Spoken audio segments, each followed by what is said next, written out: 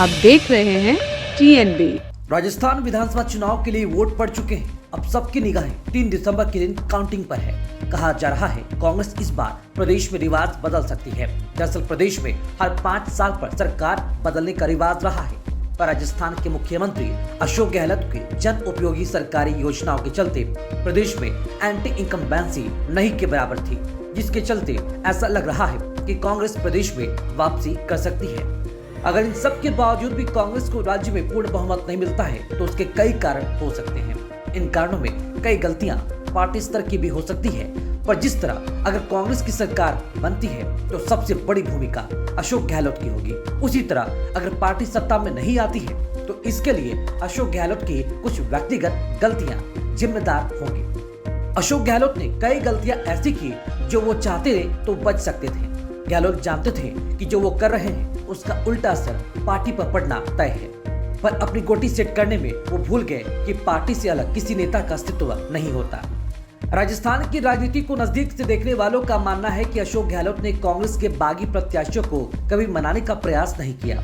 वो चाहते तो अपने पद प्रतिष्ठा का इस्तेमाल कर उन्हें चुनाव लड़ने से मना कर सकते थे, पर अशोक गहलोत डबल गेम खेल रहे थे। कहा जा रहा है वो खुद चाहते हैं कि पार्टी को पूर्ण बहुमत ना मिले, क्योंकि उन्हें यकीन है कि पूर्ण बहुमत आने पर सरकार बनाने की चाबी उनके हाथ से निकलकर पार्टी हाईकमान के पास चली जाएगी। गहलोत जानते हैं कि पूर्ण बहुमत न मिलने की पोजीशन में पार्टी के अंदर उनकी पूछ बरकरार रहेगी और किसी तरह जोड़ तोड़ कर फिर से सीएम बन जाएंगे। यही कारण रहा कि गहलोत अपने समर्थक बागियों के खिलाफ कांग्रेस पार्टी के उम्मीदवारों का चुनाव प्रचार करने से बचते रहे। जाहिर है गहलोत का दांव बहुत रिस्की है।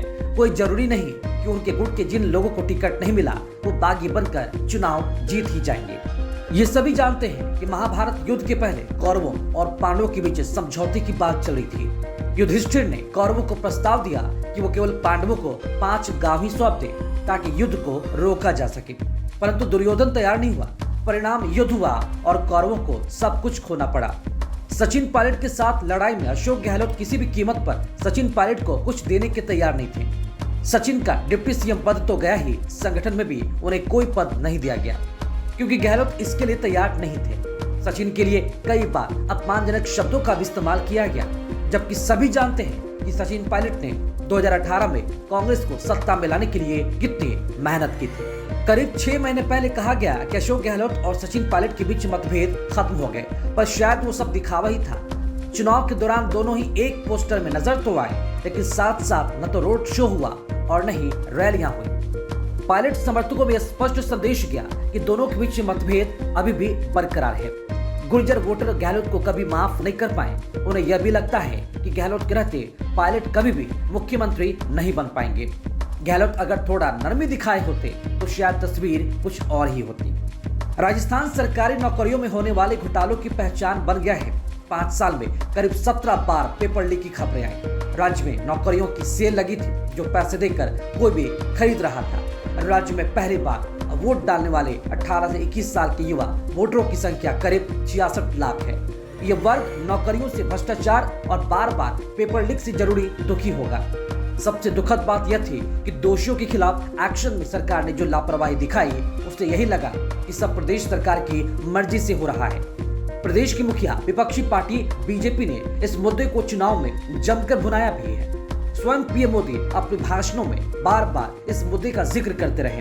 अगर गहलोत हारे तो युवा वोटर की नाराजगी इसकी सबसे बड़ी वजह होगी। पॉइंट नंबर 4, योजनाएं बहुत बनी पर उन्हें ठीक से लागू किया ही नहीं गया।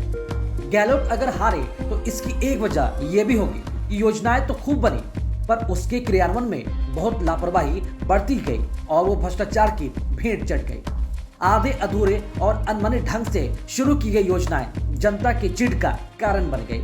1.25 करोड़ महिलाओं को स्मार्टफोन देने की घोषणा हुई। 40 लाख को फोन देने का दावा किया गया, पर कहा जा रहा है कि वास्तव में 20-25 लाख के फोन बांटे जा सके। पॉइंट नंबर 5, 2 साल तक खाली रहे पद।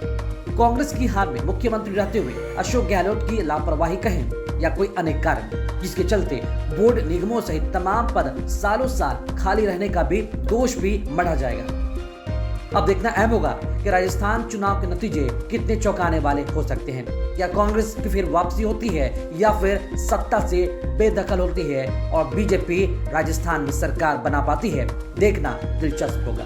Bureau report TNB news. खबरों में फिलहाल इतना ही। देश और दुनिया की ताज़ा अपडेट्स के लिए लॉगिन करें www.thenationalbulletin.in पर।